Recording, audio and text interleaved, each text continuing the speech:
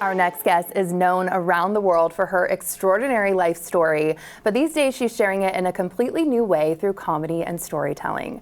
Amanda Knox is an author, journalist, and exoneree who has transformed her personal adversity into powerful, thought-provoking art.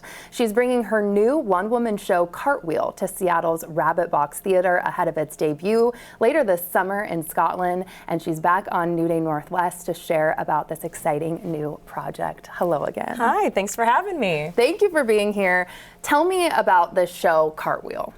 Right, so it's comedy, which is not what a lot of people think of when they think of me, but it's reframing my experiences through the lens of what I've learned about it through motherhood and how that has given me a sense of humor about it. Yes. Oh my gosh, look at that there. That's so cute. What inspired you to create Cartwheel 2 at this point in your life, would you say? Well, I think that one thing that I discovered through motherhood is that there's a lot that people don't tell you that would have potentially helped prepare you for the challenges that you face. I think everyone wants us to sort of go in with this like positive spirit, and then suddenly complications arise. And I've always thought that it was strange that we don't talk about the hard things. And particularly, we don't talk about the hard things with our kids. And I have a lot of hard things that I have to talk to my kids about.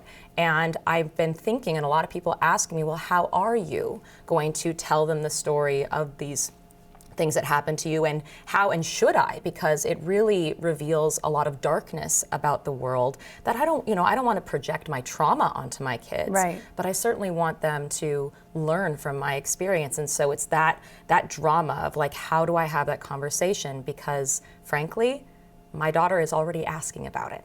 Is she? And how old is your daughter? She's turning 5 this weekend. 5. Well, happy early birthday. You've talked with me extensively before about how you are going to talk to your kids because you really can't escape this in your life, right? So how has that process kind of changed your understanding of putting out your own narrative?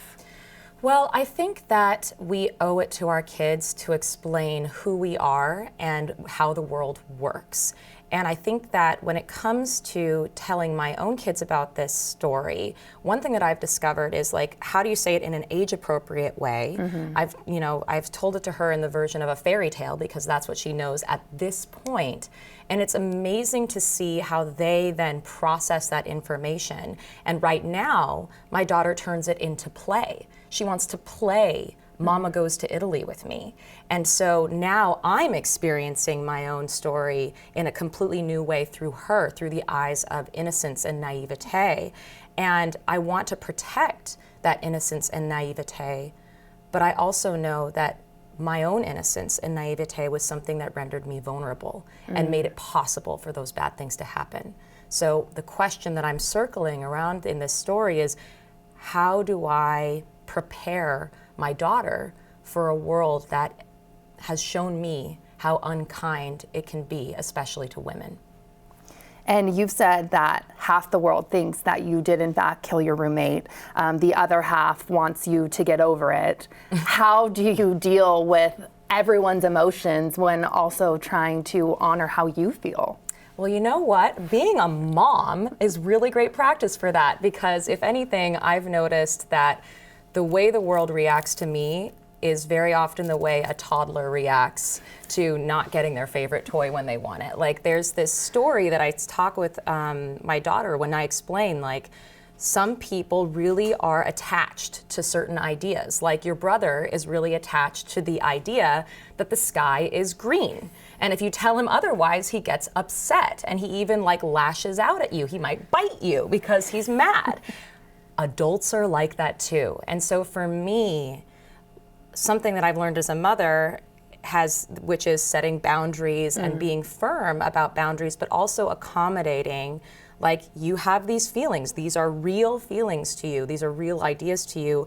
I have to acknowledge them while also sort of being firm and supportive. Like, that's where I think being a mom has really helped, because it's like I can hold those two things at once. I can be firm and I can be gentle. And that's how I also approach adults who are having tantrums. That's a really interesting perspective to have, and in that parallel there. You started doing stand-up comedy and have kept going, so here's a bit, let's listen in.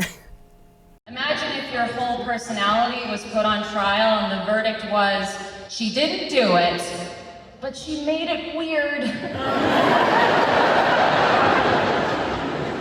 Congratulations, Amanda, you're not guilty, you're just deeply unsettling to the general public.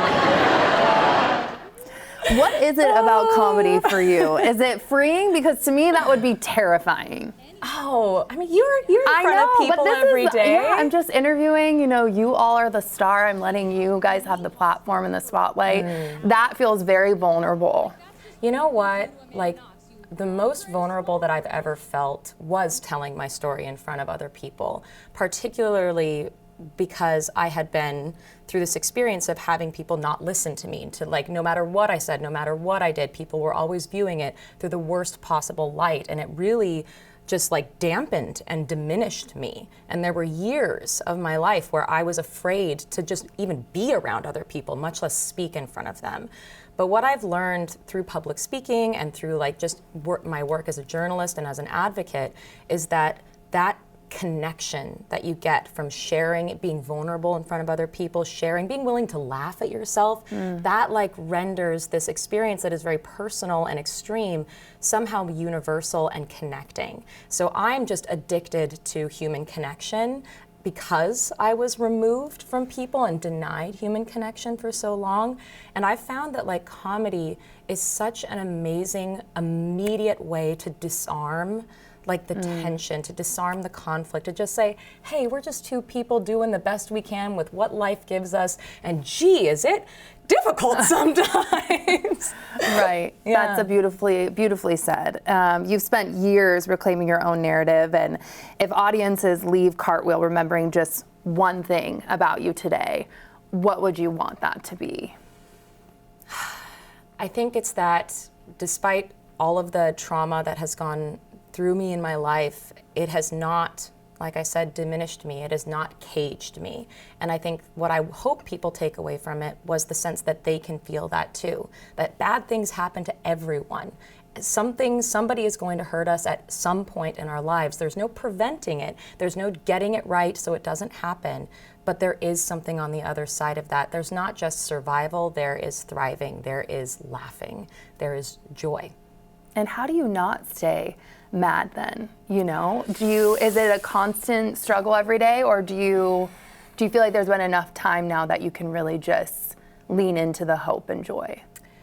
Well, a big part of my show actually is talking about rage, because becoming a mom has helped me put some things in perspective.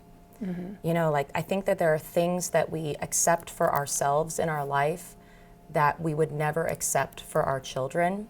And something that haunts me to this day is the moment that I realized that today, my 4-year-old daughter is closer to the age that I went to prison than I am. And that just gives me chills, that something like that, it's not likely going to happen to my daughter, but it could. The world hasn't changed. And so I am grappling with, in the show, with wounds that have not healed. In fact, wounds that are reopened because of that new awareness as a mother. Yes, but here you are, and thank you so much for using your platform for good, and I can't wait to see the show. Thank you, I'm so excited. And Amanda's show, Cartwheel, will be at the Rabbit Box in Seattle, July 30th through August 2nd, plus one night on July 28th at the Tacoma Little Theater. You can find ticket information all on their website.